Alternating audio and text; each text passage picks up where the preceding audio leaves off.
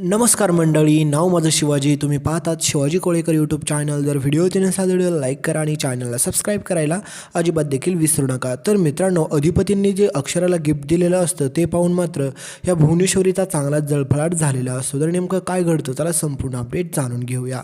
तर मित्रांनो, आता अक्षरा ही पहिली दिवाळी असते, त्याच्यामुळे खूप काही तयारी करत असते. कारण की तिला वाटत देखील असतं की तिने स्वयंपाक देखील करावा आणि सगळ्यांना मदत देखील करावी. कारण की ह्या घरामध्ये काम करायला काही नाही आहेच, कारण की सगळीकडे नोकर चाकर आहेत आणि एवढे असे दागिने घालून साड्या घालून तिला ही काम सगळं करणं शक्य नसतं. त्याच्यामुळे अक्षरा म्हणत असते की मला स्वयंपाक करायला खूप आवडतो, त्याच्यामुळे मी ते करते. पण तरी देखील ही भुवनेश्वरी अजिबात देखील तिला स्वयंपाक करून देत नसते. त्याच्यामुळे अक्षरा ही चक्क आता आजींना घेऊन भुवनेश्वरीकडे जाते. त्यावेळेस मात्र भुवनेश्वरी म्हणते की काय काम आहे, पण त्यावेळेस मात्र अक्षरा सांगते की मला स्वयंपाक तरी करू द्या, कारण की तुम्ही माझी शाळा बंद केली. किमान किमान मला माझं आवडतं काम तरी करू द्या, कारण की मी पूर्ण दिवसभर काय करू या घरामध्ये. पण त्यावेळेस मात्र भुवनेश्वरी म्हणते की तुम्ही या घराच्या सुनबाई आहेत आणि सुनबाईने जर काम केलं तर ह्या घराची काय इज्जत राहणार आहे.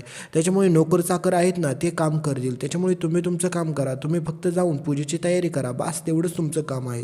तुम्ही असली कामं अजिबात देखील करू नका. पण अक्षरा म्हणते की माझं आवडतं काम आहे ते, प्लीज मला करू द्या. मला ही साडी आणि हे एवढं दागिने घालून नाही काम करता येणार आणि मला हे आवडत देखील नाही. पण त्याच्यामुळे मात्र ही भुवनेश्वरी खूप चिडते. भुवनेश्वरी म्हणते की तुम्हाला हे सगळं घालावंच लागेल आणि तुम्ही इथल्या सुनबाई आहेत, कारण की इथील नोकर चाकर जे आहेत ना, ते ही सगळी कामं करतील. जर तुम्ही सगळी कामं करायला लागला तर ह्या नोकर चाकरांना काय काढून टाकू का, आम्ही त्यांचं घर रस्त्यावरून येऊन देऊ का.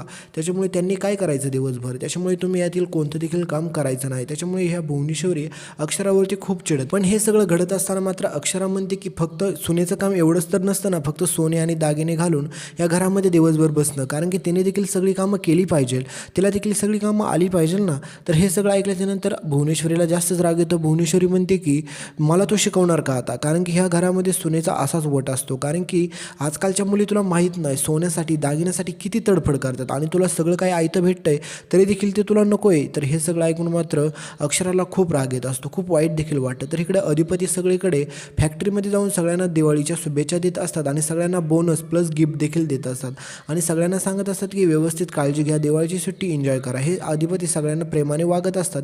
त्याच्यामुळे हे सगळं घडत असताना मात्र ओंक्या देखील अधिपतींसोबत असतो. तर ओंक्या म्हणतो की आता वहिनींसाठी काहीतरी गिफ्ट घ्यायला लागतंय बघ भावा, काहीतरी गिफ्ट घे. त्यावेळेस मात्र ओंक्या खूप काही दागिने घेऊन येतो. तर त्यावेळेस मात्र अधिपती म्हणतात की हे दागिन्याचा काय फायदा नाही रे, कारण की मास्तरीणबाईला हे दागिने आवडणारच नाही, कारण की त्यांना आधीच दागिन्यांचा खूप राग येतो. त्याच्यामुळे आपल्याला असं काहीतरी गिफ्ट द्यावं लागेल जेणेकरून ते शाळेच्या रिलेटेड असेल, कारण की त्यांना शाळा म्हणजे खूप आवडते. तर आता त्यावेळेस मात्र ओंक्या लय अक्कल लावतो आणि म्हणतो की आपण एक काम करू, मास्तरीणबाईला आपण फळा आणि खडू नेऊन देऊया, कारण की त्यांना शिकवायला देखील तुला मदत होईल आणि त्यांना कटाळा देखील येणार नाही. त्याच्यामुळे त्यांना हे गिफ्ट देखील खूप आवडेल.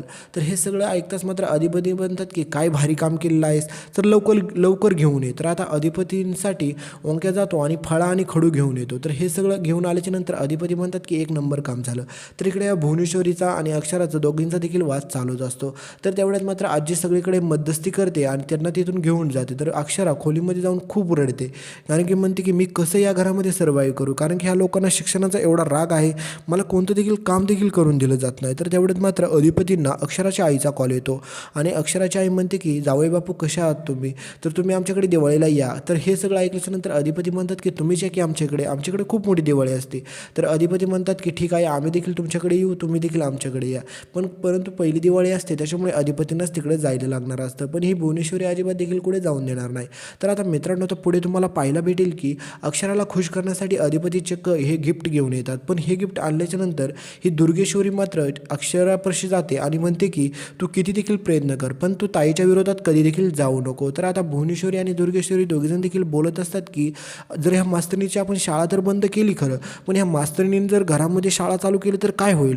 तर मित्रांनो, आता अक्षराला जे गिफ्ट अधिपती देतात ते पाहून अक्षरा तर एवढी खुश होतेच, पण ह्या दुर्गेश्वरी आणि ह्या भुवनेश्वरीचा जळफळाट चांगलाच होतो. तर तो तुम्ही आज नक्कीच बघा.